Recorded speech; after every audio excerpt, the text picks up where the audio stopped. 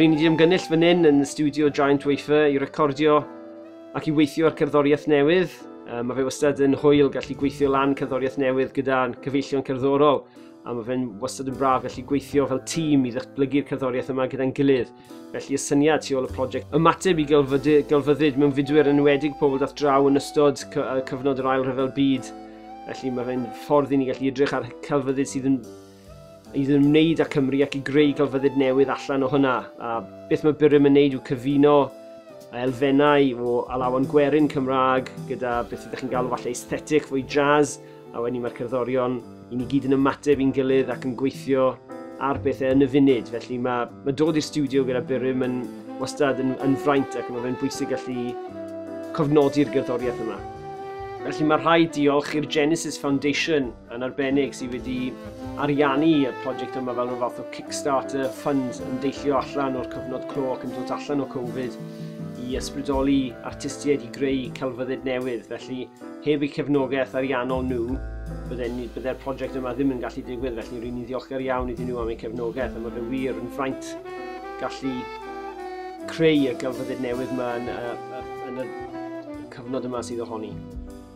Mae'n Birym, ni'n cyfuno traddodiadau penodol. Hynny yw, mae jazz yn deillio o'r traddodiad Afro-Americanaidd, mae'r traddodiad gwerinol Cymraeg yn ymwneud â'r iaith Gymraeg a thyrlun Cymru ac yn y blaen.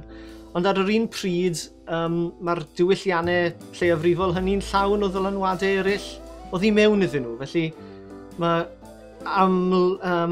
amrywiaeth diwylliannau yn rhan o'r hyn i ni'n archwilio. Ac wrth gyfuno traddodiadau gwahanol, fi'n credu bod ni, fel petai ni mewn ffordd yn ceisio mynegu'r amrywiaeth yna. Mae Cymru wedi bod wrth gwrs yn ganolbwynt i bob math o bobl i symud i mewn, ac wrth i ni datblygu Cymreicdod a Chymru, mae amrywiaeth Cymru'n bwysig i ni. Ar yr un pryd mae'r Cymru wedi cario eu hunaniaeth nhw ac uniaethu â pobloedd eraill, ac enghraifft drawiadol o hynny yw cyfrol Philip Griffiths Jones tu ôl i fi, oedd yn sôn am yr traddodiad gwerinol Cymreig yn arwain at ei ddealltwriaeth o werin Fietnam. Nawr falle bod hynny'n rhamantaidd, ond fe ddeilliodd rai o darluniau mwyaf grymus yr 20fed ganrif o'r profiad yna.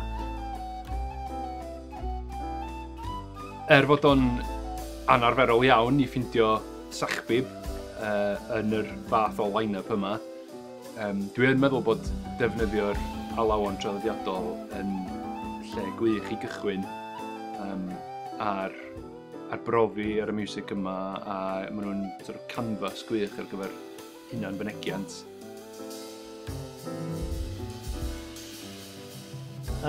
Felly, hunaniaeth, cenedlaetholdeb, aml ddiwylliannedd o'r prosiect yma fel petai yn tynnu y pethau yma at ei gilydd.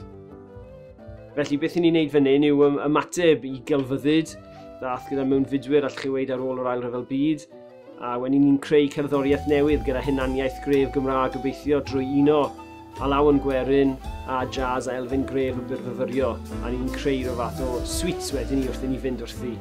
A dyna gobeithio beth mae Birym yn neud yn ei hanfod yw creu cerddoriaeth newydd sydd yn uno alawon gwerin Cymreig a jazz, a gyda gan dylanwadau darlunwyr yma.